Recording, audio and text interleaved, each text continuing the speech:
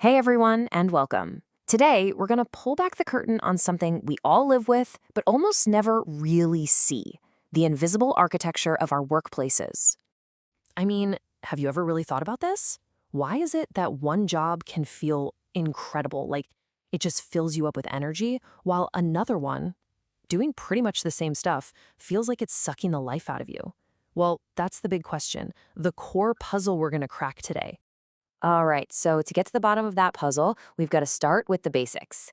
What even is an organization? Okay, so here's the textbook definition. An organization is just a structured group of people working together to hit some shared goals. You can think of it like a machine, right? A system designed to do things that one person could never, ever do on their own. But, and this is the big but, this is where things get really interesting. It's not just some cold mechanical system. The source material is super clear on this. Organizations are, at their core, social systems. They're all about people, about how we interact. And this slide just lays it out perfectly. Every single organization has two sides to it. You've got the formal side, that's the org chart on the wall, the official rule book, the clear hierarchy. But then you have the informal side, and that's where the real magic happens. We're talking about the friendships, the coffee break chats, the people who have influence even if it's not in their job title. Honestly, understanding this hidden network, that's like having a superpower in any workplace. Okay, so let's dig into that formal side first, the official company blueprint. Yeah, this is the classic pyramid most of us know, right? You've got top management at the peak, setting the grand vision. Then you've got middle management, who are like the essential connectors, bridging the gap. And then you have the workers on the ground, actually making it all happen day to day. The power, the authority, it all flows right down that chain. And this whole blueprint is really built on just three key ideas. First, hierarchy. That tells you who's in charge. Then, division of labor. That's just a fancy way of saying everyone gets a specific job. And finally, coordination. This is the secret sauce that makes sure all those separate jobs actually come together to create something. That's the official game plan. But, a blueprint is just a piece of paper, right? It's lifeless. What actually brings that plan to life? Well, that would be the human engine. Exactly. This question right here gets to the absolute heart of it. Do relationships matter as much as rules? Oh, you bet they do. You could have the most perfect, genius structure on paper, but if the people inside it don't get along or feel motivated, the whole thing will just fall apart. The rules are only as strong as the relationships between the people who are supposed to follow them. So what are we talking about when we say human factors? Well, it's all the internal stuff, right? It's an employee's motivation. Do they want to do a good job? It's their attitude toward the company. It's their overall job satisfaction. And maybe most importantly, it's the quality of their relationships with their coworkers and their boss. And when you take all of those human factors and mix them together, you get what experts call the organizational climate.